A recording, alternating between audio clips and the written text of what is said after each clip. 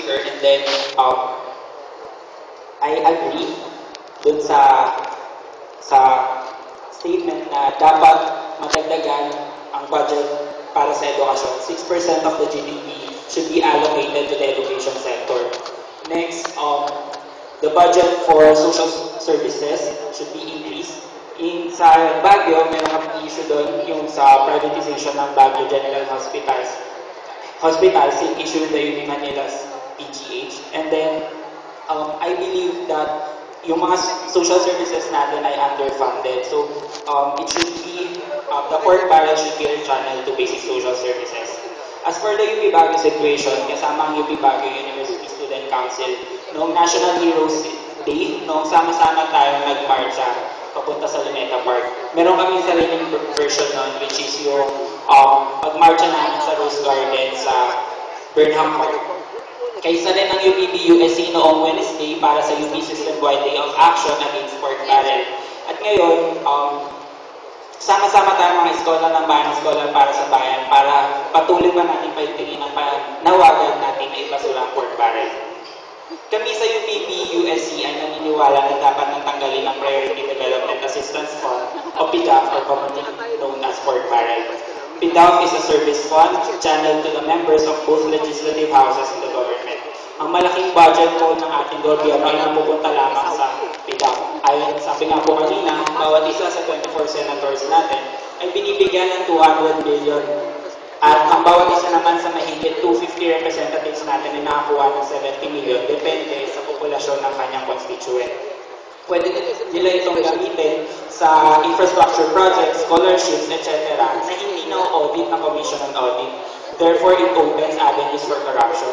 The UPB-USC recognizes the following points. First, kahit na nagpakita na ng pagsuporta ang Pangulong Aquino na tanggalin ang PDAF, ang ayaw natin mangyari dito ay maulit-ulit ng kasaysayan. Ang ayaw natin mangyari dito ay mabago lang ang pangalan nito.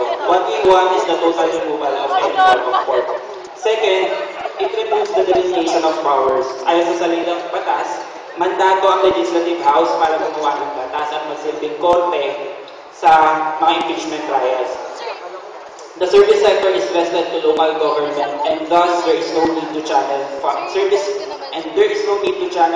funds to legislative houses. Ano hong nangyayari pag walang delineation of powers? Nawawala ho yung checks and balances. Priority projects will be of low quality. Tangibility will not be evident, and promises will be meant to be broken. Lastly, PDAF encourages corruption. We have na-establish na nga ho natin na ang PDAF ay hindi subject to audit. Wala rin naman po tayong narinig na isang kongresista o isang senador na nagbalik ng kanyang PDAF dahil sa hindi ito kailangan ng kanyang distrito. Wala rin naman po tayong narinig na long-term development sa isang area ng dahil sa PDAF. What we can see in our society are good for one-year roads, students given 500 pesos and became instant scholars, and short-term donation drives.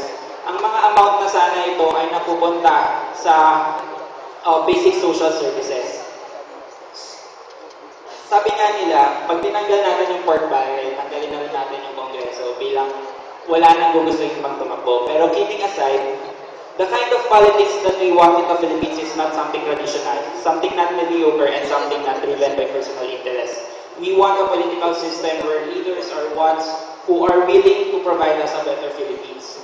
But we also need to erase rapo, mediocrity, and present electoral psychology. We, scholar ng bayan, scholar para sa bayan, must be vigilant and became aware of the changes of our society, of our political system, and most especially the electorate.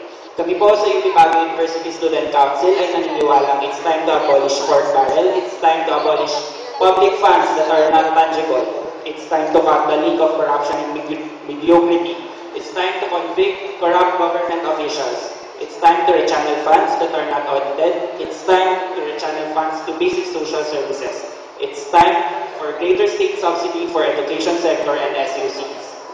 It's time for our collective action. This is our time. Tayo mga eskolar ng bayan, eskolar para sa bayan ay dapat makiisa at makialam sa mahalagang issue na ito ng lipunan.